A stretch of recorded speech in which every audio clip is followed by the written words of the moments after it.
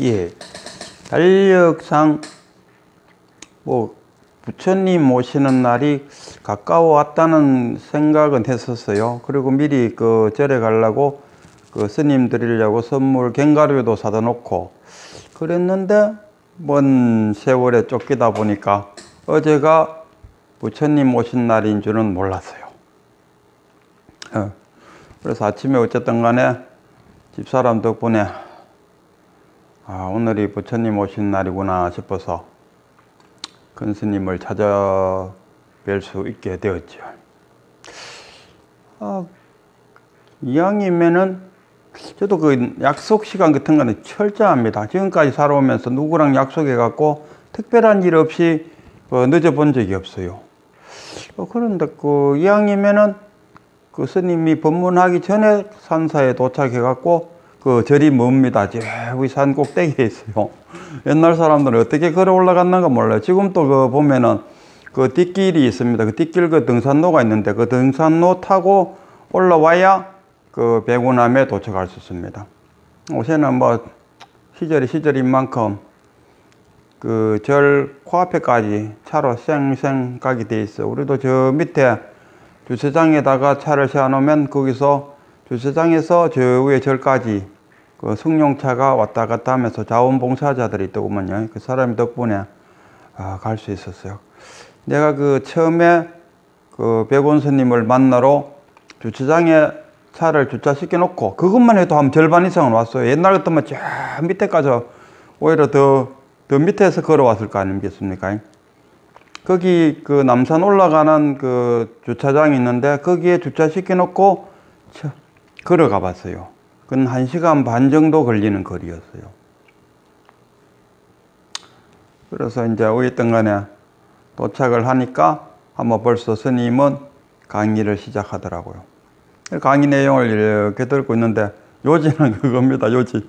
그 스님의 요지를 한마디로 말하면은 이제 발심을 일으키기 위한 법문의 내용이 이 법문을 듣는 사람들이요, 이 법문을 듣고 제발 발심을 좀 일으켜 주세요.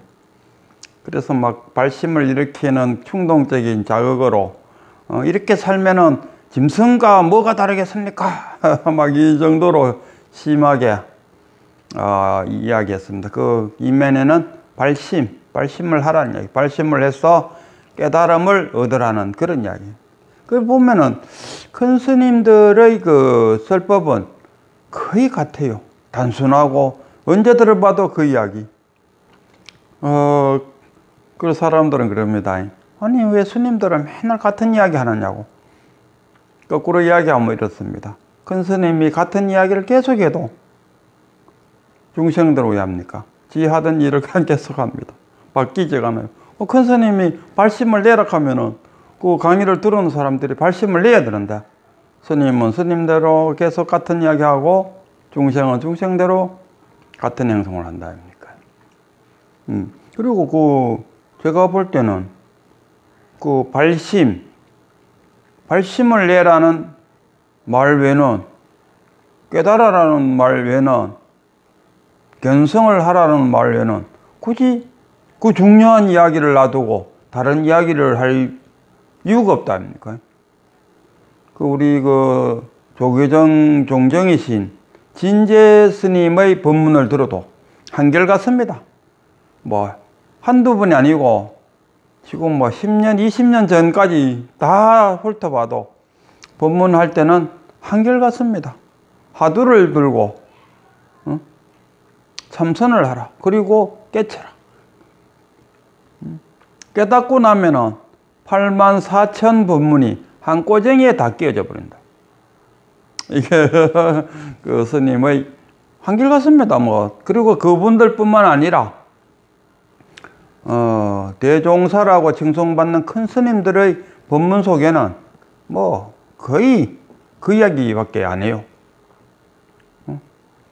일대사, 큰 사건 빼고 나면은 나머지는 잔잔한 사건인데 큰 사건이 뭐냐? 깨달음이라. 나머지는 잔잔한 일인데 큰 스님이 그래 대중들한테 하고 싶은 이야기가 뭐겠습니까? 큰 사건을 말해주고 싶다. 일대사를 말해주고 싶지 않겠습니까? 그 일대사를 두고 다른 이야기를 굳이 할 필요가 없다 아닙니까? 그런데 우리들은 어떻습니까? 그 일대사를 두고 잔잔한 일에 매달리고 있다 아닙니까? 저도 어제 그 스님을 만나면은 이런 질문을 해야지 하고 질문 2개를 늘 들고 있었어요. 그런데 막상 스님을 딱 만나서 그 질문을 하자마자 머릿속에 탁 떠오르는 게 노마되는 것을 내가 그냥 괜스럽게 들고 있구나. 그 생각이 팍 들었어요. 왜 그 생각이 스님을 만나기 전에는 안 들었는지 모르겠어요. 스님을 만나기 전에는 그 질문을 꼭 해봐야겠다는 간절함이라든가 그런 마음이 있었는데, 질문을 하고 나니까 부질없는 질문이었다는 생각이 훅 떠올랐어요. 그냥 일어나면 되는데. 어느 스님이 막 바쁘게 하다가 그 큰 스님을 찾아왔어요. 큰 스님을 찾아와서, 아이고, 옛날 중국에는 그 큰 스님을 이렇게 찾아뵙고 이럴 때는 선물을 가지고 오는 게 아마 예의였는 모양이래요. 그래갖고, 그 조주선사죠. 조주선사를 만나갖고, 이제, 아이고, 스님, 제가 바쁘게 오다 보니까 미처 선물을 준비하지 못했습니다. 이렇게 하니까 조주선사가 괜찮네. 내려놓게. 내려놓게. 이렇게 했어요. 그러니까 스님은 가져온 게 없는데 뭘 내려놓는다 말이고, 저 아무것도 안 갖고 왔는데요. 하니까 조주선사가 그럼 들고 있게. 그때서야 이 스님이 조주선사가 무슨 이야기 하는지를 깨달았다 합니까? 그러니까 네 마음에 품고 있는 그 생각을 니라놓으라 이거라. 큰 스님을 만나러 왔을 때 꼭 선물을 가져와야 되는데 가지고 오지 않아서 미안하다 하는 그 마음을 니라놔라 하는데도 불구하고 그 말뜻을 못 듣고 가지고 온 것이 없는데요 하는 동문서답이 되어버리죠. 그래서 저도 어제 스님을 만남으로써 그 2개의 질문을 다시 이야기하면 이래요. 내가 다 내려놨다.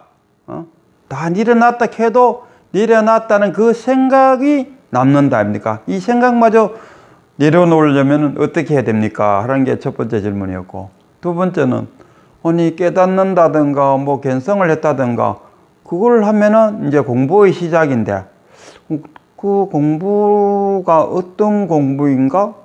그게 갑자기 궁금해졌어요. 그래서 그 2가지를 질문을 스님한테 드렸는데, 드리고 난 다음 바로 머릿속에 팍 떠오르는 게 부질없는 질문이구나 하는 게 떠올랐어요. 일상에 우리가 살면서 어제도 말했지만 우리 일상생활에 누가 들고 있으라 하지도 않았어요. 괜스레 내가 들고 그 무거운 걸 내가 들고 내 혼자 그냥 낑낑대고 있다 아닙니까? 어떻게 인생 살면서 내가 들고 있다는 것을 그래요. 그냥 다 내려놓지는 못하지만은 내가 지금 그것을 들고 있다는 것을 자각만 하고 있어도, 그걸 들고 있다는 것을 자각만 하고 있어도 괴로움의 절반은 사라지지 싶어요. 그거 이뤄놓으면은 괴로움의 대부분 사라지겠죠. 그러나 우리 인생사 습이 있다 아닙니까? 살아온 습. 그러죠. 깨닫고 난 다음에 무슨 공부를 합니까? 하니까 지금까지 깨닫기 전까지 쌓아놓은 습을 없애야 되지 않겠는가? 이렇게 하듯이 우리가 살아오면서 쌓아놓은 그 습 때문에 지금 당장 일어나야 된다는 것을 설사 안다 해도 그 습으로 인해서 일어놓지 못하고 들고서 힘들게 살아가고 있다. 이런 이야기입니다. 그래서 우리가 참선을 하라. 참선을 하고, 이 먹고 하다 보면은 자기가 들고 있는 것들이 많이 내려놓지 않을까 싶어요. 그래서 인생의 행복은 자기가 들고 있는 거, 무겁게 들고 있는 그 괴로움을 내리놓음으로써 행복감, 뭐 꼭 행복이 행복감은 굳이 또 못 느낀다 해도 그냥 즐겁지도 않고 슬프지도 않고 그저 그렇다. 부처님 그렇게 세 가지로 성격을 보통 한 세 가지로 이렇게 잘 나누더라고요. 그러니까 만약에 괴로운 것을 들고 있다가 내려놓으면은 그렇겠죠. 즐겁지도 않고 괴롭지도 않고 편안한 마음이 되겠죠. 옛날 선사들은 평상심이 도라 그랬어요. 도가 무엇입니까? 평상심이 도지 이랬어요.